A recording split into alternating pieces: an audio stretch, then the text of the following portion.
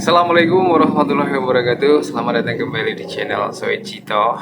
Kali ini saya ingin menanggapi beberapa komentar yang mengomentari channel saya ini yang membahas tentang Panji Gumilang, cara sholat dari Pondok Pesantren Al Zaitun ini ya. Ini berbagai macam komentar-komentar yang ada di channel saya ini. Mohon maaf saya tidak bisa membalas satu persatu, tapi saya sempat ya untuk mengelov dan membaca dan mengambil intisari dari semua komen-komen yang ada di channel ini ya. Saya mengambil kesimpulan bahwasanya rakyat Indonesia ini, dari ribuan komentar, bahwasanya rakyat Indonesia ini semua setuju, sepakat bahwasanya Panji Gumilang ini alirannya adalah sudah nggak benar, sudah bisa menyesatkan umat Indonesia ini ya. Dan rata-rata mereka sampai detik ini, hari ini saya baca komen ini, semakin marah kepada pemerintah karena kenapa kasus Panji Gumilang ini sudah hampir 1 bulan lebih nggak ditanggapi dan masih saja berkelit-kelit menjadi ajang konten di TV, di YouTube. Jadi masyarakat ini sudah lelah dengan semua ini dan khawatir. Karena apa?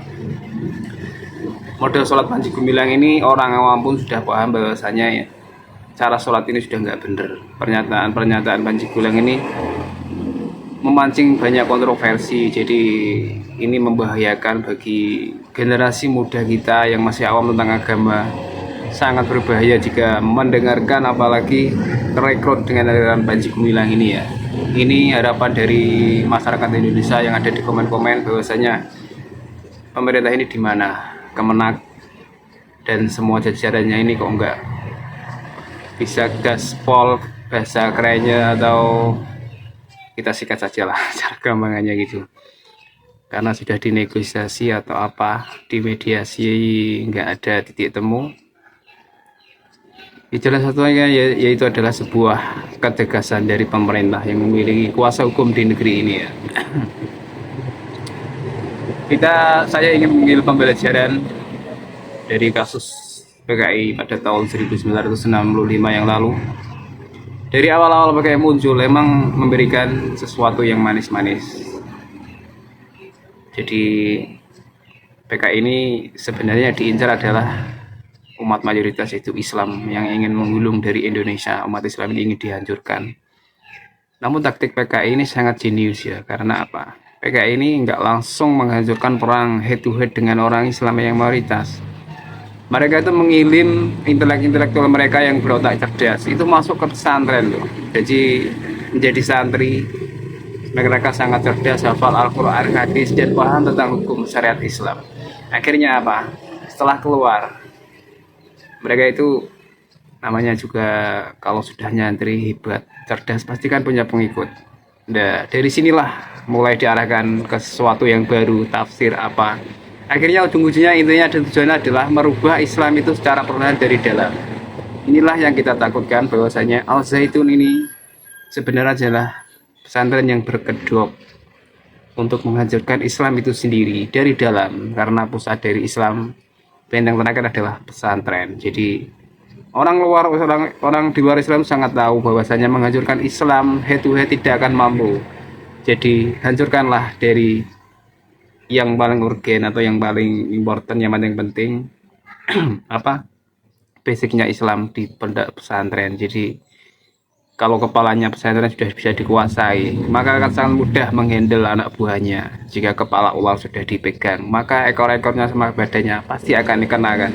Itulah mereka sangat cerdas. Jadi ini sebagai pembelajaran dan kita harus tegas dan juga harus semakin waspada hari akhir ini.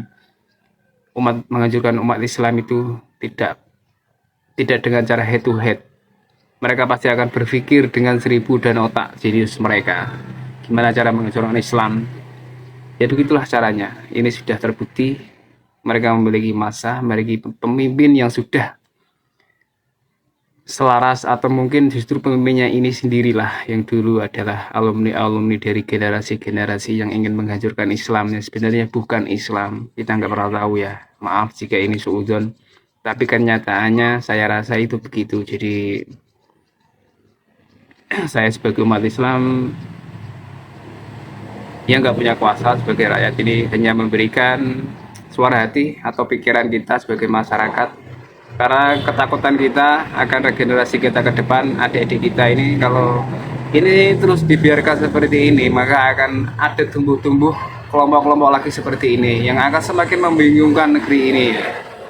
Itulah. Jadi semoga ini masalah banjir bandang ini segera berakhir dan ada ketegasan agar Indonesia ini tetap terjaga, terutama umat Islam yang mayoritas ini sebagai benteng umat Islam terbesar di dunia adalah Indonesia. Jadi kita harus bersatu.